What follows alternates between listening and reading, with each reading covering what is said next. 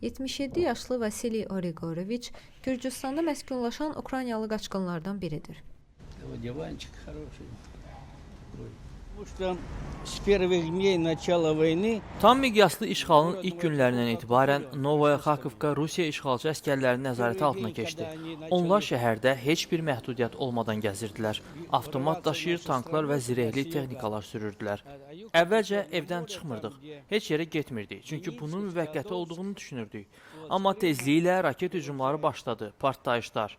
Qorxuluydu. Biz isə ailəliklə oradan çıxmaq qərarına gəldik. Gürcüstanda tanışlarımız var idi.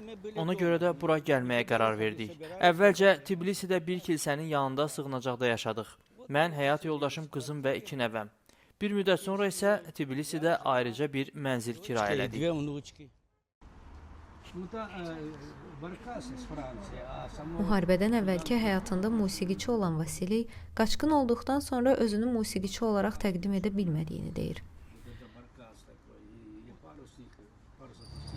Когда я закончил институт, попал туда по направлению. 1975-ci ildə institutu bitirdikdən sonra şəhər mədəniyyət mərkəzinə təyinat aldım.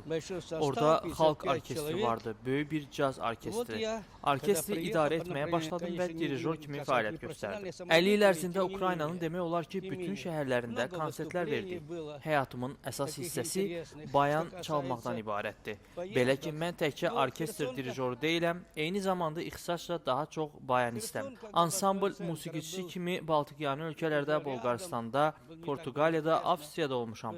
Belə-belə dünyanı gəzmişəm. İndi isə bura köçdükdən sonra bir musiqiçi kimi heç nə də bilmirəm. Tamamilə heç nə. Сейчас сопровождать солиста, вокалиста.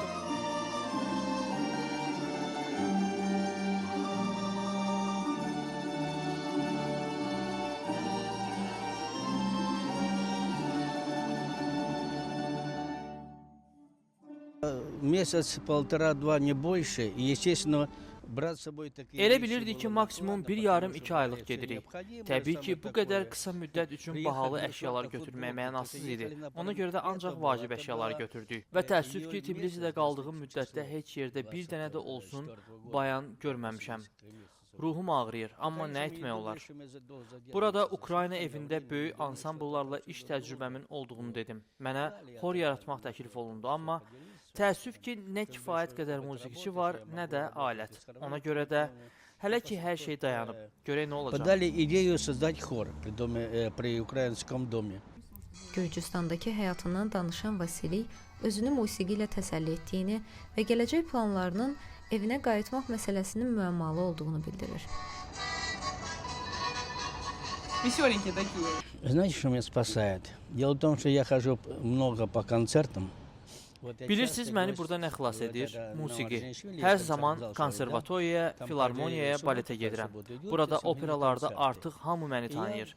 Elə bil oranın iç adamıyam. Bunun sayəsində yaşayıram. Bu mənə kömək edir. Əgər bunlar olmasaydı, məhv olardım. Bilmirəm, nə edərdim. Geri qayıdardım, bilən yoxdur. Orada tam işğal var və məni gözləyən heç nə yoxdur. İnsanlara zorla Rusiya pasportu verirlər. Heç kəsi buraxmırlar. Sağ qalmaq üçün insanları pasport almağa məcbur edirlər. И вы заставляете брать российские паспорта.